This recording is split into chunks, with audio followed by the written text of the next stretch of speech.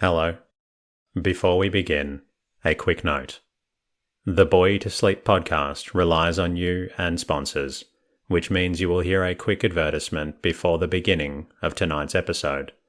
While the podcast is free, you are welcome to subscribe for just $2.99 per month, which supports the creation of this podcast and gives you an ad-free listening experience.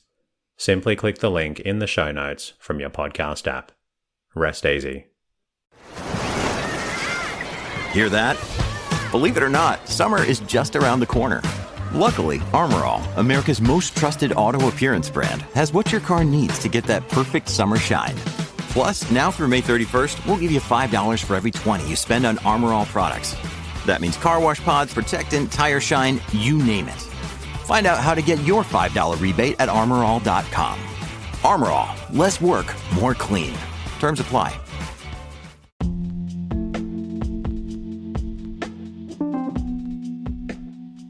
Hello. Welcome to the Bore You to Sleep podcast.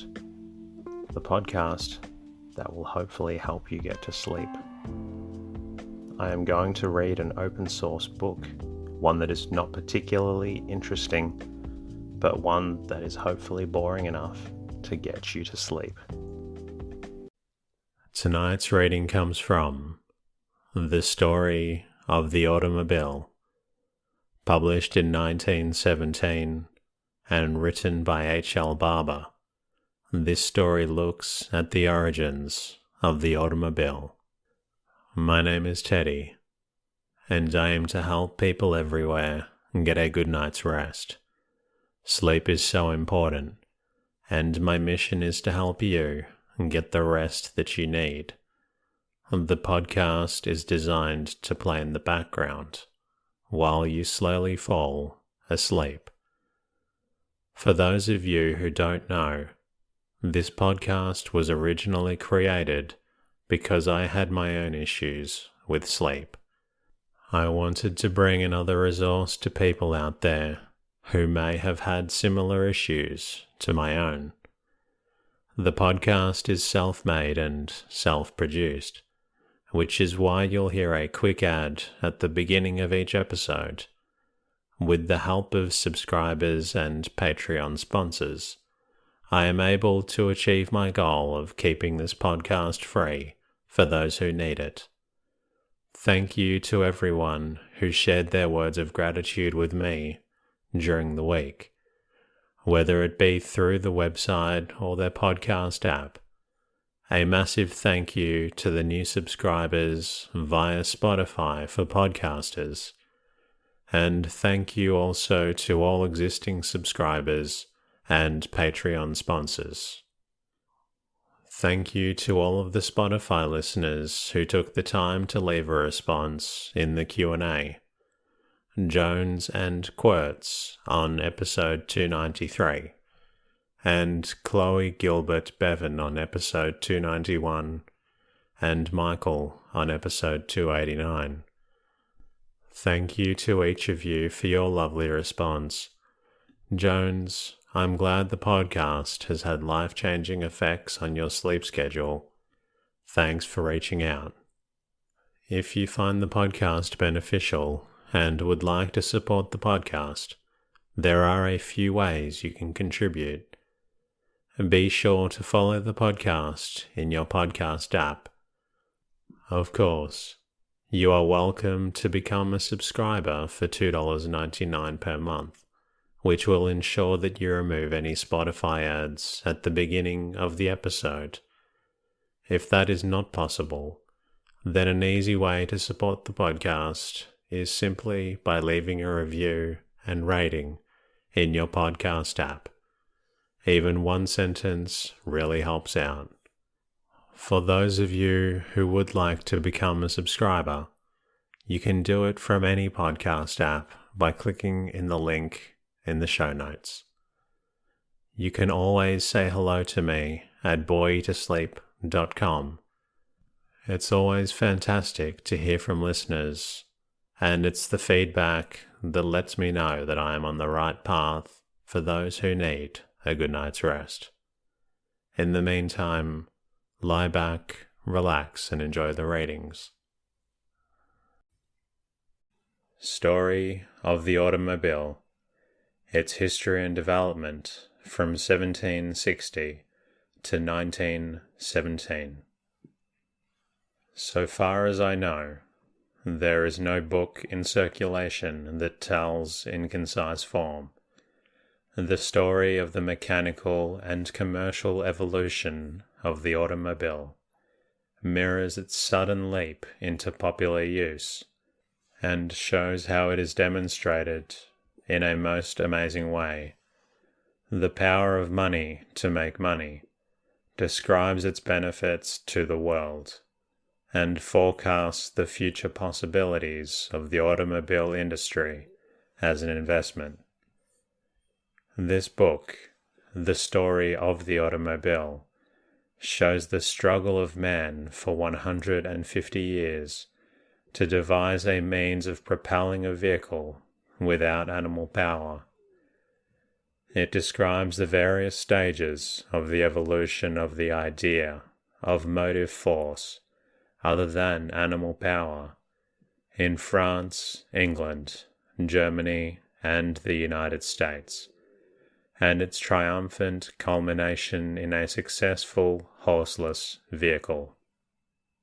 And it makes clear how, when the automobile became of practical use, its successful commercialization became most profitable in the shortest period of time of that of any product of man's ingenuity, supplying an article to meet human wants. But if this were all that could be recorded of the story of the automobile, this book would not have been written. The automobile's success demonstrates all this, and something more, something that would not ordinarily occur to a person unless his attention was called to it. The astonishing history of the automobile's success affords one of the most convincing and the best modern instance of opportunities that are being constantly presented for investing for profit. It is a signal example kept in our hearing every day by the Niagara-like roar of cars along our boulevards, of the fact that this age of golden opportunities for making money make money, of opportunities that disclose themselves, sometimes unexpectedly, and when embraced are apt to respond with a veritable avalanche of profits. For was it not an avalanche of profits that overwhelmed the man who in 13 years made $200 million and was offered another $200 million for only a small part of his business? And this great fortune made by Henry Ford did not exhaust the Ford automobile's possibilities, for millions are still being taken out of the business. One investor of $2,000 having received over $500,000 out of it lately. When men who are not 40 years old today come out of high school, they either did not know what an automobile was, or if they had seen one of the very earliest examples, they had no vision of what it would develop into, no conception of what the future had in store for the wobbly horseless vehicle, zigzagging down the street as a potential money maker. And in the early days of the automobile struggles for recognition as a promising investment, no banker or other moneyed man could be brought to believe that it held out any reasonable hopes of great gain. No one could foresee, not even the inventors of the automobile, that in less than 2 decades the business done through its comparative perfection would rank fourth in order of the industries of the United States. And still less was there anybody so foresighted in the possibilities that lie in money to make more money, as to vision the billions of dollars of profits to be paid out by this one idea of a horseless vehicle. We can find few instances which so forcefully show, as the automobile industry shows, the chances for profitable investment in a short time, which may come from sources supplying the needs or pleasures of the great mass of the people. The chapters of the story of the automobile devoted to its commercialization make clear that its greatest success has been due to the production of automobiles at a price within reach of people of ordinary means. For this, the one man most responsible is Henry Ford. He has demonstrated in a manner of many millions that the most money is to be made out of things used by the greatest number of people, things that become common needs. The enduring truth of the profitableness of Philip de Arma's apothegm, make and sell things that are et up, is not discredited by the automobile industry, for the use of the automobile eats up steel, wood, brass, rubber, leather, gasoline, and many other natural resources. The automobile wears out and has to be replaced, so it properly comes in the category of things et up. This truth, that the greatest profits lie in products that can be given general distribution with a consequent large scale, which is one I have maintained in my book, Making Money Make Money, in my magazine, Investing for Profit, and in all my teachings on the science of investing, finds a splendid exemplification in the automobile industry's success as a phenomenally profitable form of investment, and the circumstances of this success are but culminative evidence of the soundness of my doctrine. And the success of the automobile industry, in the measure and with the speed it is achieved, verifies not only this claim I have made and maintained, but confirms my contention of the value of cooperation. I have preached cooperation as urgently as I have advocated, as the best objects of investment, the value of things used popularly and in quantities.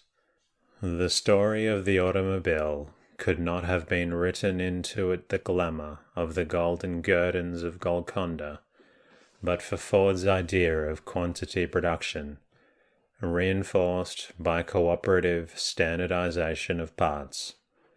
Cooperation between the manufacturers produced standardization, and standardization enabled quantity production, and the low price which quantity consumption warranted has caused automobiles to be bought by millions, and the purchase of the automobile in millions, instead of thousands, has made the hundreds of millions of dividends which the wonderful mine of profits has yielded. The story of the automobile is one of the best and most notable proofs of two of my convictions, bedded in the concrete of experience, namely that the most promising investments are those made in natural resources and enterprises, which the largest number of people can patronize, and that cooperation is one of the most effective forces in nature, and therefore applicable to the affairs of men as a beneficent influence, and, if efficient, the handmaiden of success. The story of the automobile has herein been treated in a way that not only presents a graphic relation of the automobile's development as an invention, its commercialization, its benefits to man, and the position it occupies as a notable example of earning power, but in a manner that develops the many morals taught by its success. The chapter contributed by Mr. Edward G. Westlake, automobile editor of the Chicago Evening Post, is a resume of automobile conditions from the intimate viewpoint of a writer who has specialized in the automobile and enjoys a deserved reputation as the dean of the automobile editors of the daily newspaper press. Everyone interested in automobiles will derive information and entertainment through reading Mr. Westlake's presentation of the amazing features of automobile industrial figures. In it, he states interesting facts, not stated elsewhere in the volume.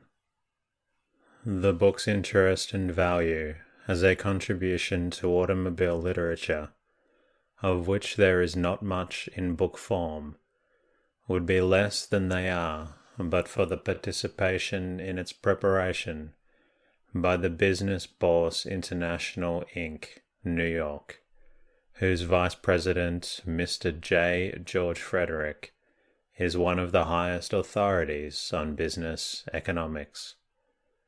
The chapter by the Business Bourse deals with the automobile industry from the standpoint of the financial and investment aspects of the automobile, accessory and tire manufacturers' securities, and Mr. Frederick's reputation in the financial world is a guarantee of the authoritative accuracy of the facts presented in this chapter. Credit for salient facts in the history of the automobile, obtained and used in the story of the automobile, is given to a large volume of nearly 500 pages, The Romance of the Automobile Industry by James Rood Doolittle, issued lately by the Klebold Press in New York City. This volume is the most exhaustive work in book form yet published on the automobile, and covers graphically every phase of its development and popularization. It is virtually a textbook and a reference guide of facts of motorcar history. I can only hope that the work entailed in presenting this, the story of the automobile, has been done sufficiently well to make it interesting and instructive to those who read it. What did Benjamin Franklin have to do with the automobile? A great many readers of this book will ask. Benjamin Franklin was many-sided, and he had a great deal to do with much that affects the birth of the American nation. And if it had not been for what he and other patriots, statesmen, and diplomats did, the automobile business might have been in this country today exactly what it is in England today, and that is a very insignificant industry. Among other things, Franklin was a singer of the Declaration of Independence, and it was the American Revolution that made the automobile industry of today possible, for had there been no revolution, we would probably still be a dominion of Britain beyond the seas, and it is very certain that England would have had in force in the colonies the laws she kept on her statute books until 1896, practically prohibiting, by the imposition of excessive road tolls, the use of the public highways to horseless carriages. For, strange as it may seem to us in this country, which Emerson epitomized as another name for opportunity, the English horse owners and people generally resented as early as 1840, the progress represented by the automobile, and stifled all development of it from that time to a date when France, Germany, and the United States had made it a real factor in transportation. If, therefore, Franklin had not helped to free this land from the British yoke, the automobile industry might have been in the United States what it is in England today. France and Germany might now have been doing the automobile business of the world, with England and this country buying from them, as England and France are now buying from the United States, whose automobile supremacy at this date is unquestioned. While the gasoline type of automobile today is the most popular, this is not to say that the electric type is not a success scientifically and commercially. Indeed, the future extent of the automobile's use for commercial purposes is said by experts to depend largely on the electric-driven vehicle. And who will deny that, but for Franklin, the electric motor would not have been, for it was he who wrestled the thunderbolt from heaven, as well as the scepter of dominion over our land from the tyrant. Franklin, as the discoverer of electricity, may well be accorded the credit for the electric automobile, which has played no small part in the development of the automobile industry, a fact which every student of automobile history will concede. It is, however, on an even firmer foundation than either of the causes mentioned that Benjamin Franklin stands as contributing to the success of the automobile industry. The inventors could invent and the manufacturers could make the automobile, but who, pray, was to buy it, if it was to be in general use, if not the common people? And how, may we ask, were the people going to buy it without money? As the great teacher of frugality and thrift, Franklin laid the cornerstone 150 years ago, on which the superstructure of the American automobile industry has been erected. For assuredly had the seed been planted by him failed to germinate and ripen in the American consciousness, we could as well have been today a nation of spendthrifts as a people self-denying, thrifty, and frugal. He inculcated those principles of temperance and economy in the lives of our forefathers, which have been handed down to us from one generation to another, to our advantage and as an aid to our saving habits, by which we are enabled to buy automobiles. Many a motor car today owes its ownership to the teachings of Franklin. Many an automobile buyer would never have become one had he not heeded Franklin's injunction to remember a patch on your coat and money in your pocket is better and more credible than a writ on your back and no money to take it off. And the investor would not have put money in stocks of automobile companies if he had not learned the truth of Franklin's teaching, that money makes money, and the money that money makes more money. Franklin, having done what he could do to prepare American citizens to economize and save against the day of the automobile, and to invest their money in its manufacture, and the American citizen, having followed his teachings and accumulated enough to buy at least a Ford and perhaps a few shares of automobile company stocks, the man appeared who produced the first gasoline automobile in the United States. That man was Charles E. Duryea. His reputation rests on the fact that, though there were steam and electric automobiles in existence, and the gasoline motor had been developed, he was the first to put gasoline motor and buggy body into coordination and make the first run the second. To Duryea, the constructor of the buggy aught, is accorded the credit by automobile history of being the father of the American gasoline car. Following Duryea by only 1 year came the genius who put into general circulation the universal car. A reading of Henry Ford's biography discloses that his first idea, that the big money was in production in quantity, that 1,000,000 articles sold at a profit of 50 cents each, was a better paying transaction than 10,000 sold at $3 each, was in connection with a watch.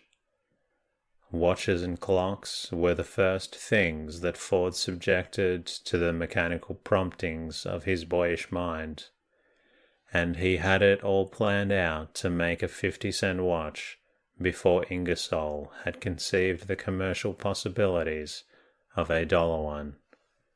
An accident which his father met, which called him from Detroit to the Michigan farm, and this accident deprived the country of a 50-cent watch, and gave it a 350 automobile instead. And most people will agree that it was a fair exchange and no robbery. Thomas A. Edison, strange as it may sound, was responsible for the practically universal use of the Ford automobile, for he it was who, by the chance remark, "What you want to do to make money is to make quantity," started Ford on his downward price career. We have it from Mr. Ford himself that he heard this statement by Edison, and that it so impressed him that it made the rule and guide of his life, that he never renounced the idea. When after building a motor that was a success, and commanded the attention and capital of moneyed men in Detroit, Ford formed his first company to build his car. This great idea was obstinately adhered to by him, and was the cause of his falling out with his moneyed partners. They could not see the light which has given Ford his halo, the great white light of quantity production. This light burns with steady brilliancy because it is generated by the great principle of the greatest good to the largest number. Ford's associates in his first company were not believers in this principle, evidently because when they fell out with Ford about it, and Ford got out of the company to start the one he now controls, they went ahead making cars that sell today from 2,300 to 3,900. But though they have made fair profits, they have not made the fabulous sums that Ford has, and one can only wonder how they feel about it, and if they realize the error of their views. They are probably wiser, if not richer. The success of Ford's quantity sales demonstrates a great fact in the affairs of life. It is that fields of human endeavor are not exhausted or worked out until the human race has ceased to exist. Take any line of enterprise you will, and it has as many facets as a prism. An idea only is needed, which, if the right one, illustrates the enterprise as it lights thrown on the prism, cause it to sparkle in many colored ways. We think, for instance, that the acme has been reached in the making and marketing of bread, but along comes a man with an idea for making bread of bran, and he is immediately ushered into the inner sanctum of the temple of great prophets.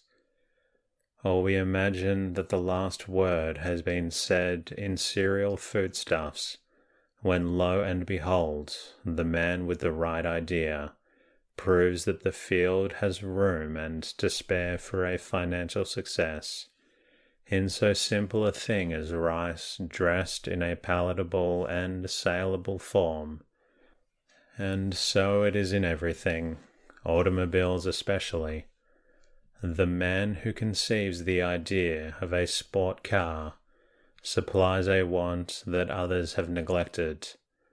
There may be many automobile tractors on the market, but the human brain conceives one with some feature lacking in others, such for instance as making a Ford automobile interchangeable into a farm tractor, and it has an immediate and large success.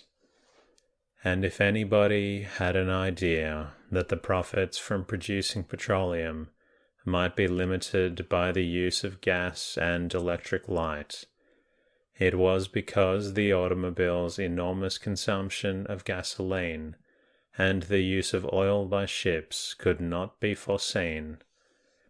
The field for investment is kept constantly fallow and ready for the seed that is so to fructify into great profits by the human brain, which is ever active, ever thinking. If its product is not an elemental, it is a supplementary idea, as the rubber tire, the demountable rim, and the self-starter for automobiles. Until the world has arrived at perfection in all things, the ultimate will not have been reached. The opportunities of today and tomorrow are as great as they were yesterday. It is a question whether they are not greater, for if the quotation ascribed to Emerson is true, that the world will beat a path to the door, the future possibilities of enterprise are favored by increased population and the element of the cumulative nature of the wants of man. As inventions and articles of use increase in number, new needs which demand supplementary products are created. Each new thing given to the world brings in its train other things. The crank of a Ford auto creates a demand for a self-starter. The increase in population and wealth brings in its train of multiplication of human units whose use of created things is on a crescendo scale. In the ground floor days of the Ford-making money machine, Miss Couzens risked $100 on Ford. That $100 produced $100,000 in cold cash, but it did so only because the inception of the Ford enterprise provided the opportunity. Having made its half $1 billion or more, the Ford enterprise is no longer enterable on any basis that would give such returns for each dollar invested. When money is needed, enterprise is willing to pay liberally for its use. When enterprise has all the money it wants, money's value to it is less. This is the most natural law. It is a law that operates in other things besides money. He that hath needs not. He that hath not wants.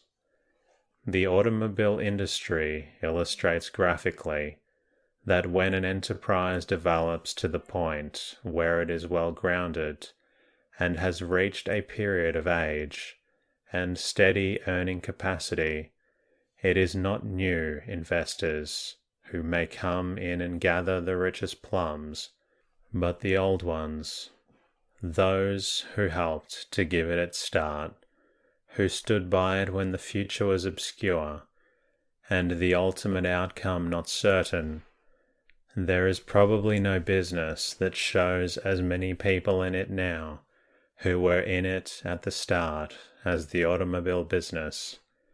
This applies to manufacturers, distributors, and investors, and is to a certain extent due to the industry's newness. The original Ford investors are practically all intact. It is the original investors who have reaped the reward of their courage in embarking in new enterprise, and who have shared in the division of the juicy melons the automobile companies have cut in the form of huge stock and other dividends. We need no better proof of the fact that ground floor investments promise the greatest return on money invested than the financial history of the automobile. While quantity production and the cooperative spirit which led to the standardization were the key tones in the structure of the present-day automobile success, the history of the successful development of the automobile demonstrates another fact, which is a vital one in the realm of investment. The fact is that most great financial successes are built on our natural resources. This is peculiarly so of the automobile industry. The steel, wood, rubber, leather, and glass of which the automobile is composed are all products of the ground, the forest, or the farm.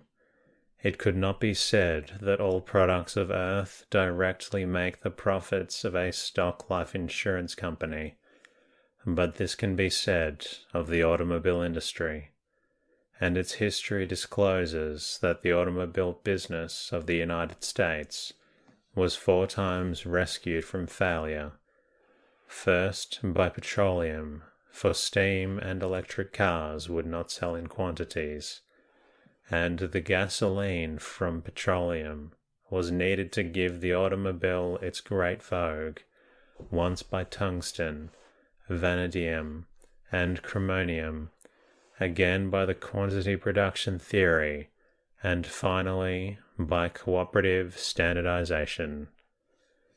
And that concludes tonight's readings. I hope you've enjoyed listening to this story of the automobile. I'll be working on bringing you a new episode very soon. Until then, good night.